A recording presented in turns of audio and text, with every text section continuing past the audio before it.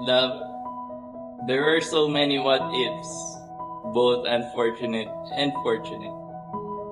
It really is true that God's timing is always perfect. As crazy as the world we live in, we eventually met each other, got to know and love one another. We've been together for more than 3 years, but it certainly feels way more than that. We can ask again, what if, and wish we knew each other way back. But I know that we will focus more on continuing to love one another and being happy together for the rest of our lives. I look forward to each day with you and capture many moments and create timeless memories together. I thank God every day that you're with me. Thank you, love, for always being there for me, for loving, supporting, and taking care of me, especially through tough times. Thank you for caring and loving not only for me, but also my family, our families. Thank you for being my best friend, my love, and now my wife. And if God blesses us someday, the mother of our children, I vow to remain faithful, loyal, loving, and committed as your husband. I vow to continue to treat you with love and respect. I vow to provide for us and our kids. As we have heard from other couples, married life is not perfect. And every day, we are making a decision to love. And forever, my answer to that is yes. A million times yes.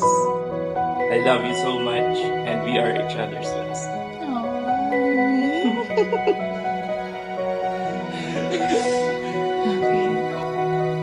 Hi, love. I stand here today as the luckiest woman in the world. For I not only gained a partner in life, but a best friend and my soulmate. Almost 4 years ago, our paths have crossed. During pandemic, my life took an extraordinary turn. I remember that I prayed really hard for a man that will be my partner for life. God answered it in His perfect time, because you came. From the moment we first met, I knew you were the one for me. You know that. Thank you for embracing every part of me, for loving me unconditionally, accepting my flaws, and for always seeing the best in me, even when there are times I couldn't see it in myself. Thank you for the love that is so pure. I never knew that love like yours existed. You have been my rock and my inspiration. You encouraged me to write a book and pursue my passion. With you, I bloomed in best way I never thought possible. Like Ted said in How I Met Your Mother, when you find someone you want to keep around, you do something about it. And today, I chose you. I promise to cherish and respect you, to listen to you with an open heart. I vow to be your lifetime partner, capturing wonderful memories, same tayo, and even the painful ones. I promise to be your home, where you can always find peace and love. I promise to be not only for you, but also for your family. I promise to continue finding your keys when you are having hard time searching for it. I promise to be your #1 fan, to be your personal baker, and to be your most helpful assistant in the kitchen. To be your date kahit maging 100 years old na tayo.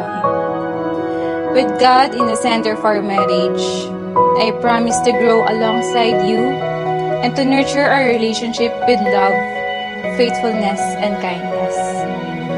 Together, we will create a home where our family will always feel welcome and safe. Bench. In front of our parents, I want to say na mahal na mahal na mahal kita. And I am with you till the end of the line. With love, this is Ann Micah Zapanta, Medita.